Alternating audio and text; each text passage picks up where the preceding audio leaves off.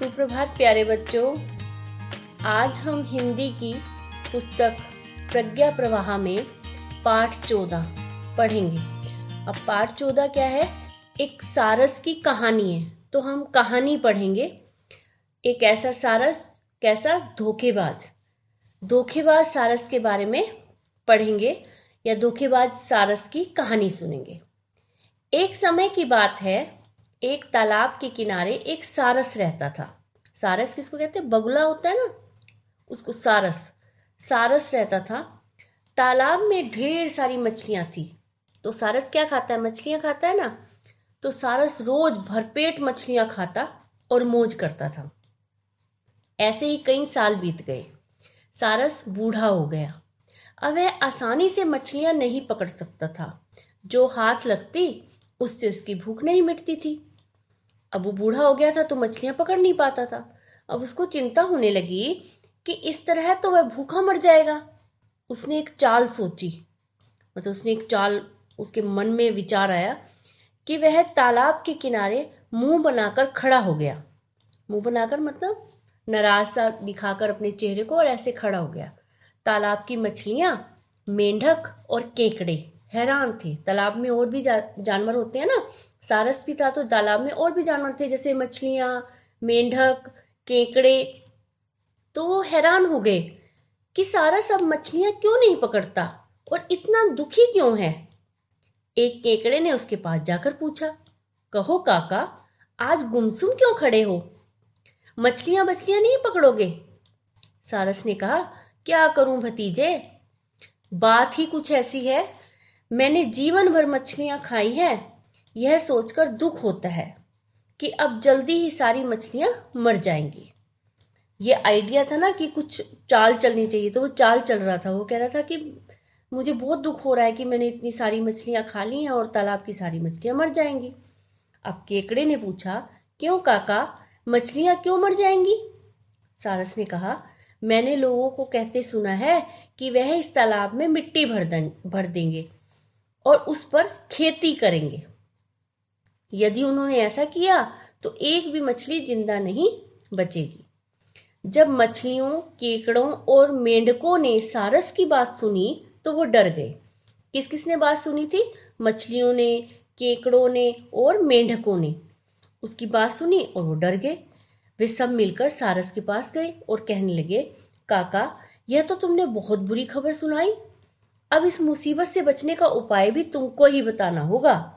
सारस ने कहा, पास ही एक बहुत बड़ा गहरा तालाब है। उसको ये लोग आसानी से पाट नहीं सकते। पाट माने भर नहीं सकते। बहुत गहरा तालाब है, तो मिट्टी से ये जो लोग हैं जो इस तालाब को भरने की सोच रहे हैं, वो उस तालाब को मिट्टी से भर नहीं सकते।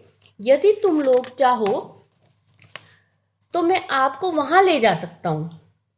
मछलियों ने कहा, आपके अतिरिक्त हमारा और कौन है काका, हमें उसी तालाब में ले चलिए। मछलियों में झगड़ा होने लगा। हर एक चाहती थी कि सबसे पहले वह जाए। सारस ने कहा, आप लोग आपस में झगड़ा ना करें, मैं बारी बारी सबको पहुंचा दूंगा। मैं अब बूढ़ा हो गया हूं, शीघ्र थक जाता हूं। एक बार वहां तक उड़ने के बाद मुझको थोड़ा आराम करना होगा। अब कुछ मछलियों को चोंच में दबाकर सारस उड़ा। किसी दूसरे तालाब में जाने के बजाय उसने क्या किया? वह उन्हें एक चट्टान पर ले गया। कहाँ ले गया? एक चट्टान पर। वहां उन्हें मारकर चट कर गया, मतलब खा गया। अब भरपेट मछलियां खाकर सारस को नींद आ गई। वह सो गया। जब वह सोकर उठा तो उसको फिर भूख लग गई। वह फिर उस तालाब पर पहुंचा, कुछ और मछलियों को ले आया, उनको भी उसी चट्टान पर ले गया और मारकर खा गया। अब इसी तरह जब उसको भूख लगती तो वह कुछ मछलियों को दूसरे तालाब पर पहुंचाने के बहाने लाता और मारकर खा जाता। अब तालाब में थोड़ी सी मछलियां तथा केकड़े बचे थे। क्या बचा? तालाब में थोड़ी सी मछलियां बची और केकड़े बचे थे। अब एक केकड़े ने सारस से कहा, मेरी भी जान बचाओ काका, मुझको यहां से ले चलो। अब मछलियों को तो लेके जा रहा था, केकड़े को नहीं लेके जा रहा था। केकड़े ने कहा, मुझे भी बचाओ।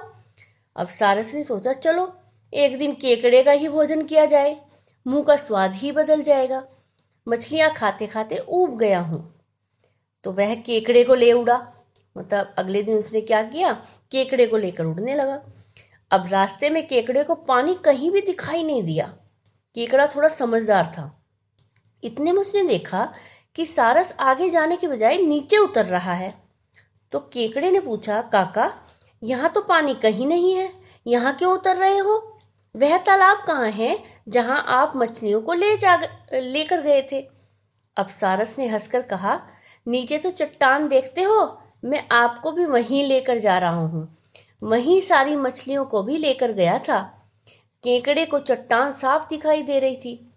उस पर मछलियों की ढेरों हड्डियां बिखरी पड़ी थी। केकड़ा डर गया। वह समझ गया कि सारस ने मछलियों को मारकर खा लिया है। वो समझदार था, उसने समझ लिया कि ये तो चट्टान पर लेकर जाता है और खा जाता है। अब उसको भी मारकर खाने के बहाने से ही लाया है। उसने तुरंत बुद्धि से काम लिया, दिमाग से काम लिया और अपने नुकीले पंजों को सारस की गर्दन में चुभो दिया। ठीक है, सारस ने अपने पंख फड़फड़ाए और गर्दन छुड़ाने का प्रयास किया, परंतु केकड़े ने उसको नहीं छोड़ा।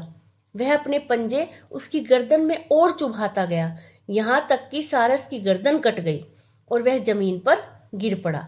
केकड़ा सारस के कटे सिर को घसीटता हुआ उस तालाब पर पहुंचा जहां वह रहता था। अब मछलियों ने केकड़े को वापस आते देखा तो पूछने लगी, जो बची थी ना मछलियां जो तालाब में बची थी, अब उन्होंने केकड़े को देखा कि ये वापस आ रहा है, ये तो दूसरे तालाब में गया था। तो उन्होंने पूछा, क्या बात है केकड़ा भैया, तुम वापस क्यों लौट आए? सारस कहाँ गया? केकड़े ने हंसकर कहा, काका तो नहीं आए, पर हाँ उनकी खोपड़ी अवश्य लाया हूं। उसने मछलियों को सारस का सिर दिखाकर उनको बताया कि वह किस तरह उनको धोखा दे रहा था। धोखेबाज सारस से छुटकारा पाकर मछलियां बहुत प्रसन्न हुई और केकड़े की बुद्धिमत्ता को सराहने लगी। मतलब केकड़े बुद्धिमान केकड़ा था ना, तो उसकी प्रशंसा करने लगी। ठीक है, कैसी लगी ये कहानी? तो इस कहानी को आप पढ़ेंगे भी, पढ़कर और इसका अभ्यास कार्य स्वयं करने का प्रयास करें। ठीक है बच्चों, धन्यवाद।